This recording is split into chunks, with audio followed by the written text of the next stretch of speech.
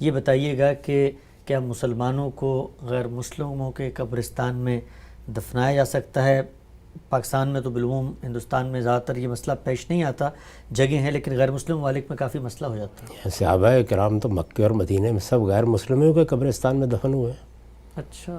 یعنی جنت المالا اور جنت البقیع دونوں قبرستان اصل میں تو غیر مسلموں کے قبرستان ہیں، کوئی الگ قبرستان نہیں بنایا گیا تھا، لیکن یہ اچھی بات ہے کہ قبرستان الگ کر لیے جائیں، یعنی یہ کوئی بری بات نہیں ہے، کیونکہ لوگوں کے جذبات وابستہ ہوتے ہیں، اپنے اپنے دینی رسوم ہیں، اور اگر کوئی بڑا آدمی کہیں مدفون ہے تو اس کے ساتھ بھی لوگوں کی محبت اور وابستگی کے بہت سے پہلو ہو سکتے ہیں۔ اس لیے میں اس بات کو پسند کرتا ہوں کہ مسلمانوں کے قبرستان جہاں ممکن ہو سکتا ہے وہاں آپ الگ بنائیں، اور اس کے الگ آداب ہیں ان کو بھی ملحوظ رکھا جائے، یہ اچھی بات ہے۔ اس سے فسادات نہیں پیدا ہوتے، اس میں خواہ مخواہ کا اختلاط نہیں پیدا ہوتا، اس میں قبرستان کی حفاظت یا قبروں کی حفاظت یا قبروں سے متعلق مسلمانوں کے جو بھی کچھ رسوم ہیں ان کو بھی آپ ایک درجے میں ملحوظ رکھ سکتے ہیں۔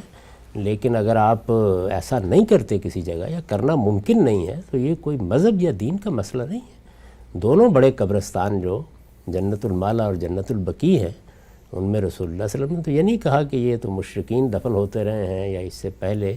فلاں فلاں لوگ یہاں مدفون ہیں لہٰذا ہم اپنا الگ قبرستان بنائیں گے۔ یہ خدا کی زمین ہے ساری کی ساری، یہ رسول اللہ کے لیے مسجد قرار دی گئی ہے، اس لیے ہر جگہ مسجد بنائیں، نماز پڑھیں، کوئی اس سے فرق نہیں پڑتا۔